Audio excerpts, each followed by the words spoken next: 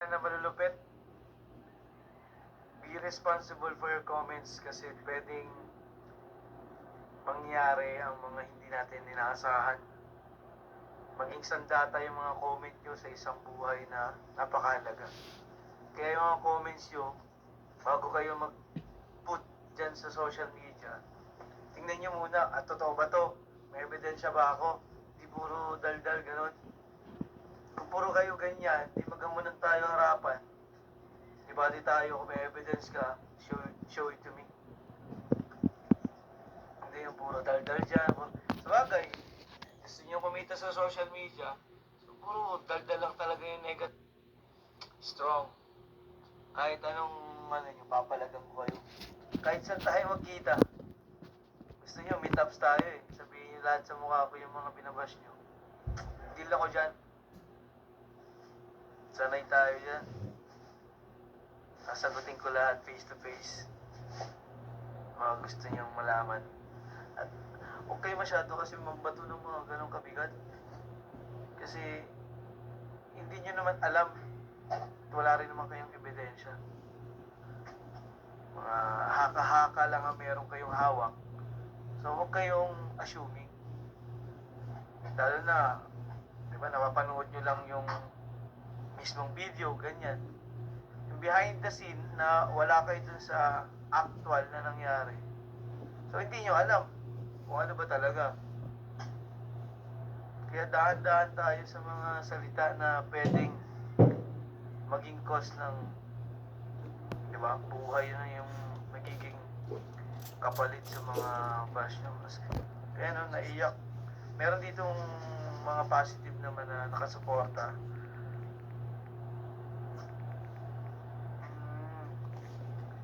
Masyadong masakit kasi yung meron isang reactor yung feeling close na close sa alam na alam niya lahat na may CCTV siya doon. Huwag ka magsalita ng ganyan. Parang nurse din yata yun eh. Pwede ko naman hamulin siya ng debate kung nurse siya. O di iwan na naman tayo. Mga hanggang title ka lang. Durugin kita kung gusto mo ng debate. Mga reactor dyan na feeling magaling. Basta kung may evidences kayo, harap nyo sa mukha ko para maganda-ganda laban, ha? Nakita ng iba. May comment dito, natawa ko. MMDA vlogger ka pala dati. Nakilala mo pala si Sir Dada ko. Oo, kasama kami niyan sa Quezon City. Hanggang ngayon, si Sir Dada ko nag-vlog pa rin. Pero iba na yung leader ngayon, hindi na si Sir Bong Nebriha. Iba na yung kasama nila. Magkakasama kami yan, sina Sir Dada ko, yung meron pang isa, Gadget, something. Sino nga yun dati kasama naming foreigner? May foreigner dun eh. May pangalan niya, Gadget. Hindi ko na maalala. Nag-vlog din kami sa MTPB. Naalala ko sina server, mga kasama ko dyan. Ewan ko, hindi pa ako nakakadalaw sa mismong office kung sino-sino na yung mga kasama ko na nandyan pa. MTPB, MMDA. Nag-vlog din kami kay Mayor Vico Soto. Kasama din namin yun. Marami kaming pinagsabahan ni Sir. Hindi lang kami sa Mayor's ko kung saan din kami napunta sa mga iba-ibang lugar ng Maynila. Kaya napakahirap. Hay.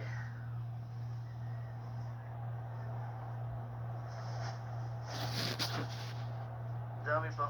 Magpasa pa tayo ng mga ibang dito. Mga comments.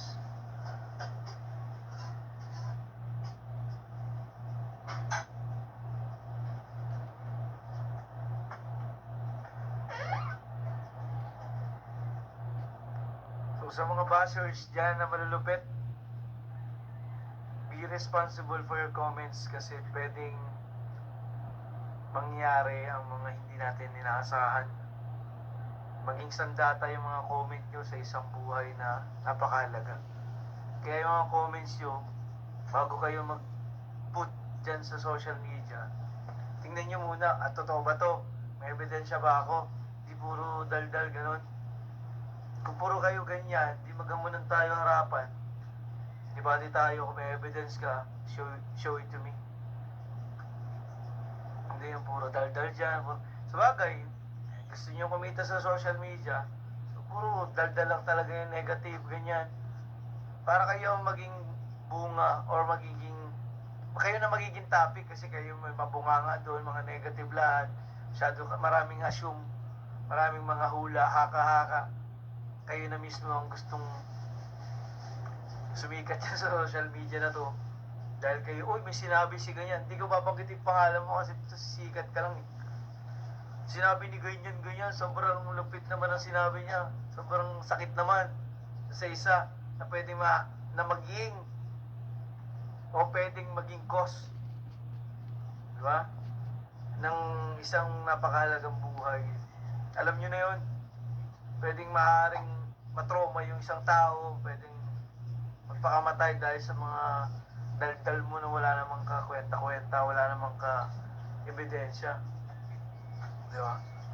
Kaya mag-isip muna kayo. Kung wala kayong isip at gusto nyo lang ng pera dito sa social media, di magkita-kita tayo. Parang magpagsasapa ko kayo, pagsampaling ko kayo ng personal. Ganoon lang yun. Kaya dapat sabihin mo yung tama lang. Kasi napaka ano na yung ginagamit mo mga words eh. Sobrang lalim, sobrang bigat. Hindi nyo alam, nagkukos na kayo ng trauma. Doon sa mga taong pinagsasabihan nyo, kahit ako naman, kung sabihan nyo ako ng ganyan, hindi nyo ako matitibag. Plus 10 pa kayo. Makadaling ko pa kayo sa langit. Kaya yung bunganga mo, medyo ayusin mo. Kala mo naman, ikinaganda mo, ikinasikat mo yung mga ganong mga words mo na ano. Kailangan i-spread love. Kung merong nakita kayong mali, just give advices. Hindi yung yan, dudurugin mo lalo, ganyan, daming paratang, ito na nangyari. Wala na nangyari. Ang parang assuming ka lang na, ito nangyari, gano'n, napakasama na niya. Naging cheater na. Naging cheater yung gano'n. Wala naman talaga. Di ba?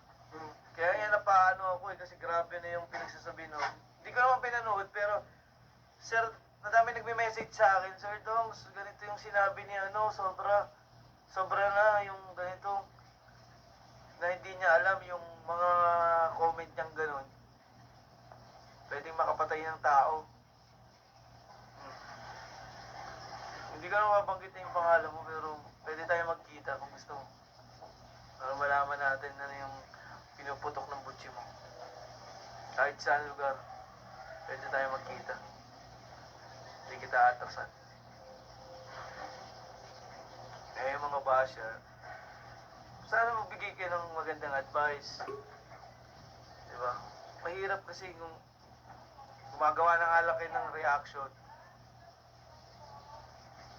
Diba? Eh, may delivery pa natin.